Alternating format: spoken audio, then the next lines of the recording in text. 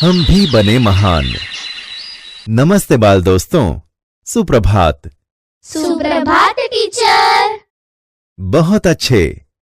बाल दोस्तों, आपको पता है महान व्यक्तियों में कुछ विशेष गुण होते हैं।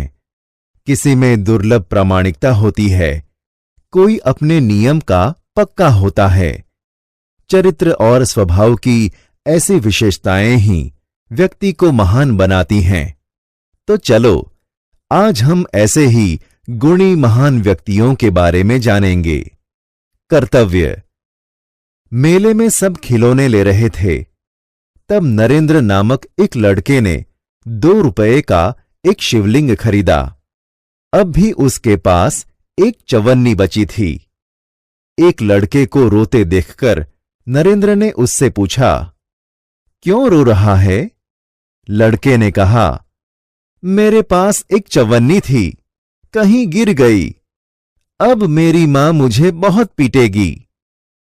कोई बात नहीं, यह लो चवन्नी, कहकर नरेंद्र ने अपनी चवन्नी उसे दे दी और आगे बढ़ गया।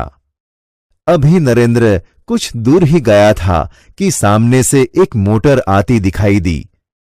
एक छोटा सा बच्चा उस मोटर में बिल्कुल बेखबर चला जा रहा था।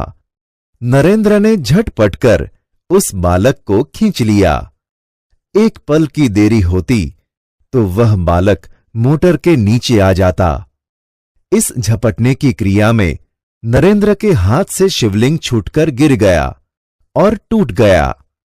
इस दौरान इकट्ठे हुए लोगों में से किसी ने कहा, बेचारे का नुकसान हो गया, कितने चाव से खरीदा था शिवलिंग।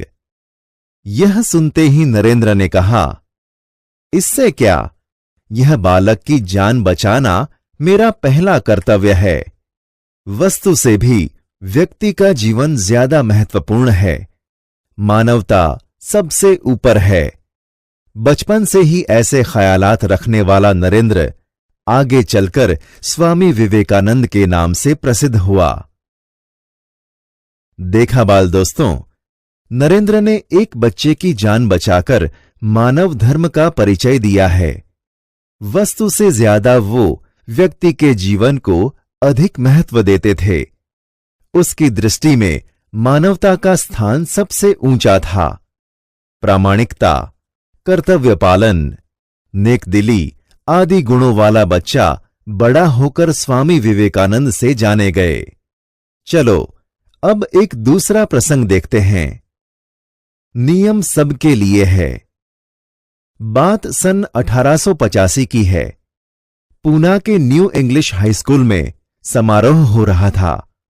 प्रमुख द्वार पर एक स्वयंसेवक नियुक्त था, जिसे यह कर्तव्य भार दिया गया था कि आने वाले अतिथियों के नियंत्रण पत्र देखकर उन्हें सभास्थल पर यथास्थान बिठा दे।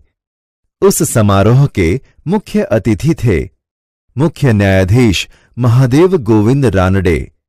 जैसे ही वह विद्यालय के द्वार पर पहुंचे, वैसे ही स्वयंसेवक ने उन्हें अंदर जाने से शालीनतापूर्वक रोक दिया और निमंत्रण पत्र की मांग की। बेटा, मेरे पास तो निमंत्रण पत्र नहीं है, रानडे ने कहा। क्षमा करें, तब आप अंदर प्रवेश न कर सकेंगे, स्वयंसेवक का नम्रतापूर्ण उत्तर था। द्वार पर रानडे को देखकर स्वागत समिति के कई सदस्य आ गए और उन्हें मंच की ओर ले जाने का प्रयास करने लगे, पर स्वयंसेवक ने आगे बढ़कर कहा, श्रीमान, मेरे कार्य में यदि स्वागत समिति के सदस्य ही रोड़ा अटकाएंगे तो फिर मैं अपना कर्तव्य कैसे निभा सकूंगा। कोई भी अतिथि हो, उसके पास निमंत्रण पत्र होना ही चाहिए। भेदभाव की नीति मुझसे नहीं बरती जाएगी। यह स्वयंसेवक आगे चलकर गोपाल कृष्ण गोखले के नाम से प्रसिद्ध हुआ और देश की बड़ी सेवा की। देखा बाल दोस्तों, गोपाल कृष्ण गोखले जी में किसी भी व्यक्ति के प्रति भेदभाव की नीति नहीं थी।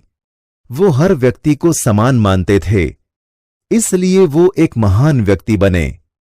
बाल दोस्तों, उनकी सच्चाई, काम के प्रति निष्ठा, कर्तव्य पालन, सादगी भरा जीवन, प्रामाणिकता, ईमानदारी आदि गुणों को अपनाकर हम भी महान बन सकते हैं। बाल दोस्तों, आपको मजा आया ना? हाँ टीचर। बहुत अच्छे। तो चलो अब एक दूसरा प्रसंग हम देखते हैं। सफलता का रहस्य। अंडर 14 क्रिकेट टीम के कप्तान के रूप में एक लड़का अपनी टीम के साथ क्रिकेट मैच खेलने के लिए अहमदाबाद में आया था।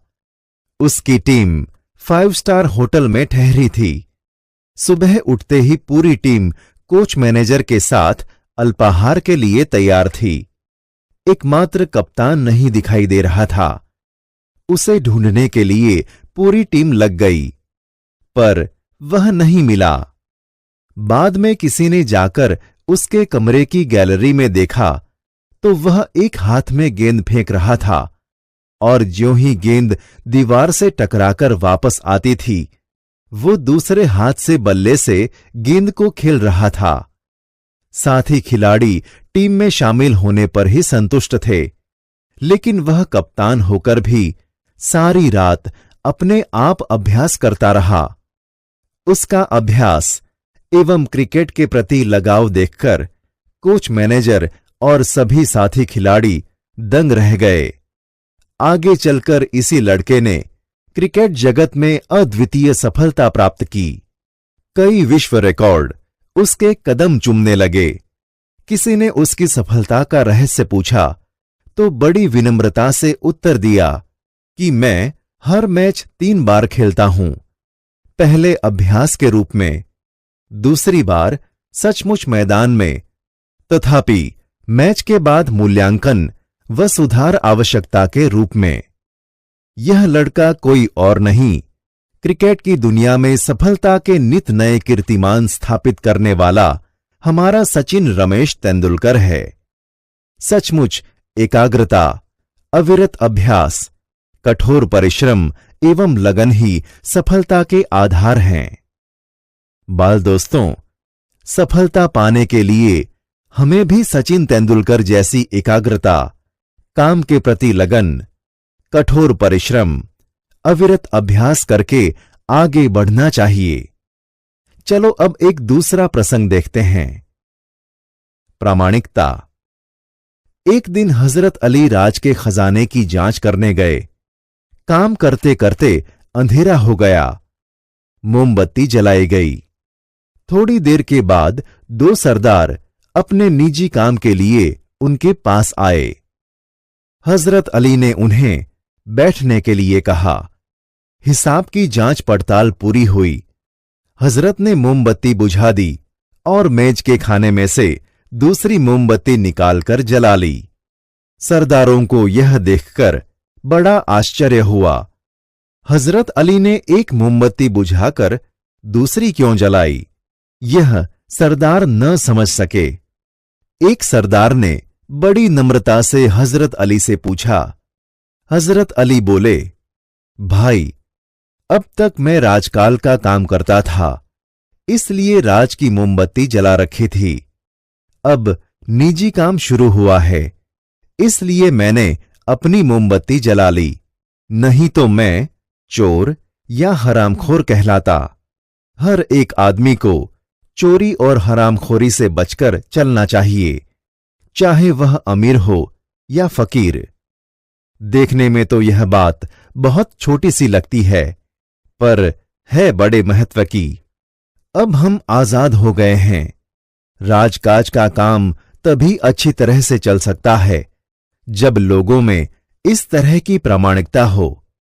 हमारे पुरखों ने कहा है, मां गृधः कस्य स्विद्धनम, किसी के धन माल की लालसा मत करो।